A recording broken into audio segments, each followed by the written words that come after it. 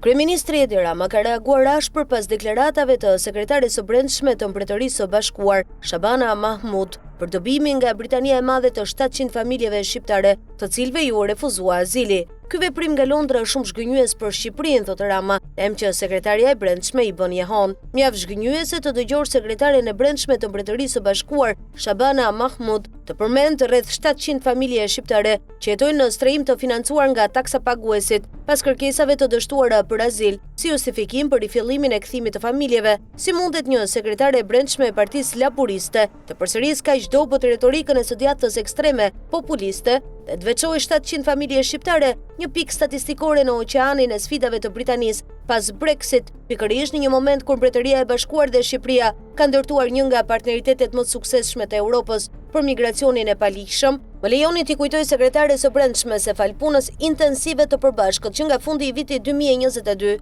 vërritjet e parregullta nga Shqipëria në Mbretërinë e Bashkuar janë pothuajse zhdukur, kontrolli i migracionit ka funksionuar, ndërkohë kufizimet e lëvizshmërisë dhe vizave nga ana e Mbretërisë së Bashkuar mbeten një relike e dështimi e epokës Braverman, duke dëmtuar si lirin themelore të lëvizjes së njerëzve, ashtu edhe vetë ekonominë britanike. Le të jemi gjithashtu të qartë, shqiptarët janë kontribues neto në ekonominë britanike dhe numri i shqiptarëve që marrin përfitime nga Mbretëria e Bashkuar është shumë i ulët në krahasim me komunitetet e tjera, të veçosh ata vazhdimisht nuk është politik, është një ushtrim shqetësues dhe i pahishëm demagogjie. Shqipëria është dhe synon të mbetet një nga aleatët më aktiv të Mbretërisë së Bashkuar në kontrollin më të gjerë të migracionit në gjithë Ballkanin. Mbretëria e Bashkuar duhet kërkojë mënyra për thelluar bashkëpunimin me Shqipërinë në të gjitha çështjet e sigurisë, nga mbrojtja tek mbrojtja e kufive në vend që t'i fajsoj vazhdimisht shqiptarët dhe kështu t'i ekspozoj qytetarët e një kombi aleat ndaj rreziqeve në rritje, përfshirë nga grupet ekstremiste që lulëzojnë mbi narrativa të tilla.